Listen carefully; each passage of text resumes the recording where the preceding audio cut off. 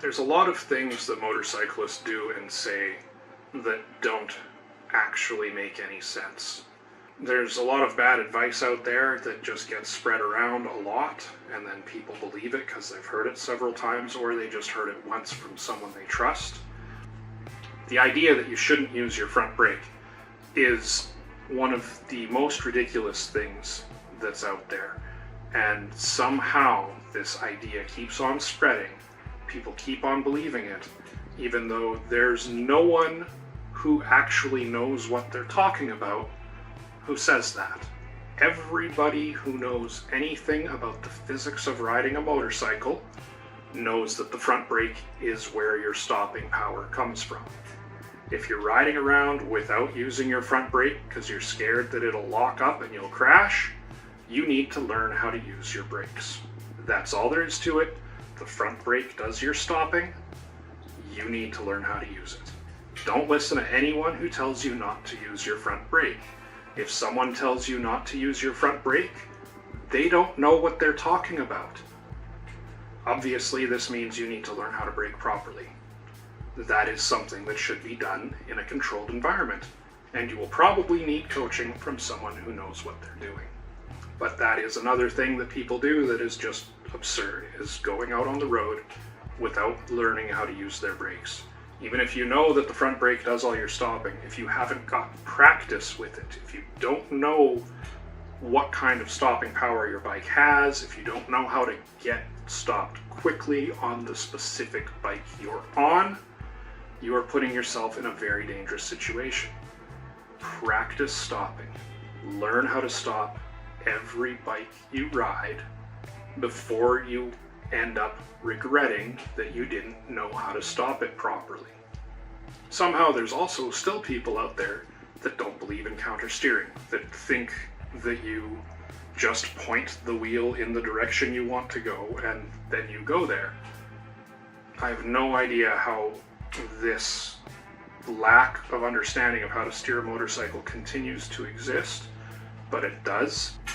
It's just like not using the front brake. If someone tells you not to use the front brake, or that counter steering isn't a real thing, don't listen to a word they say about motorcycles.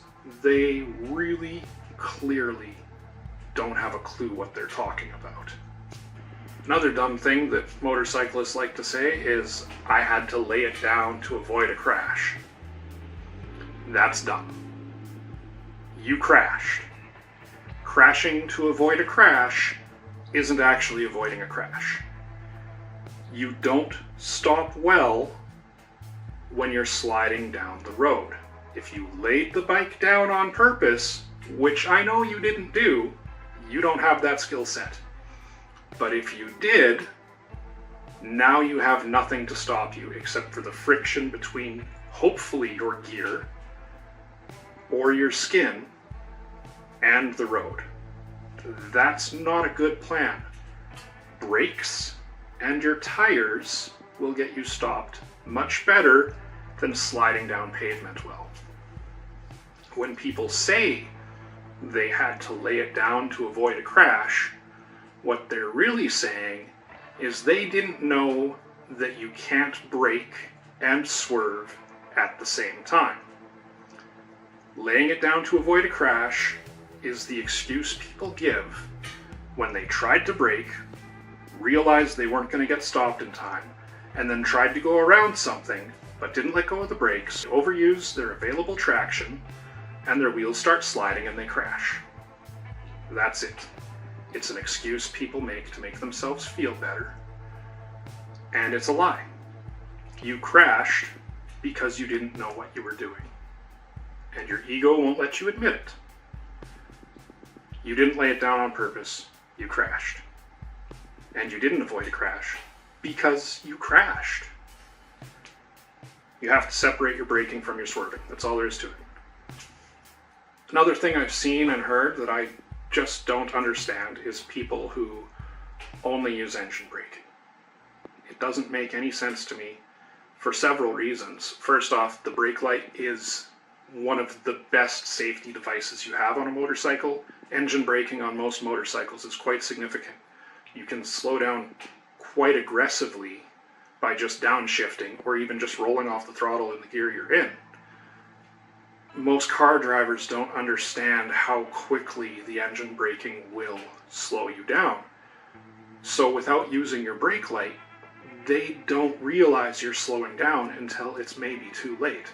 So even if you're just using your engine braking, which again, I don't understand why you would, you should use one of your brakes at least. Just enough, at the very least, just enough to bring that light on. There's generally a little switch inside the lever, and you can feel it before the braking actually starts. So you can just, a little bit of pressure on the front brake, brings the light on, lets the people around you know that you're slowing down, or even hit it a couple times, let it flash a little bit, really get their attention. Let them know you're slowing down so you don't get rear-ended. The other reason that using just your engine braking doesn't make sense to me is that's more wear and tear on the engine that you don't need. Brake pads are cheap. Engine rebuilds are expensive. Just use your brakes. It gets that light on, saves your engine. I have no idea why people would think that using your brakes is a bad thing. A lot of motorcyclists and car drivers, pretty much most people on the road really, don't leave enough following room between them and the vehicle in front of them.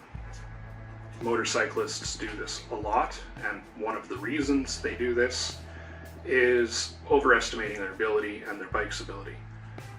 A lot of us believe that our bikes will stop faster than a car, so we don't need to leave a big gap. But the fact is, the average reaction time for a person is about 1.5 seconds.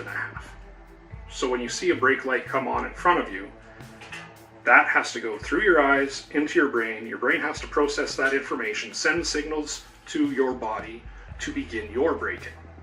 That process is about 1.5 seconds for most people. So if you're following behind someone, 1 second behind them or less, you won't have enough time to react.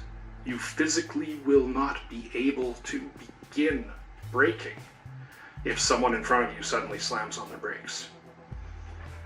There's a reason why we're supposed to leave 2 seconds between us and the vehicle in front of us, and that is simply because that allows us the time to physically react.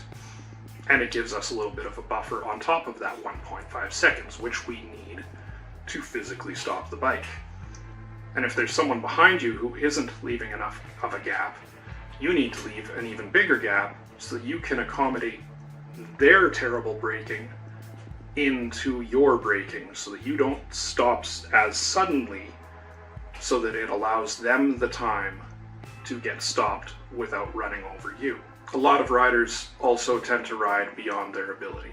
This, of course, is quite common for new riders because they don't understand their limitations most of the time, but it's also common for experienced riders because they overestimate their ability and their skills.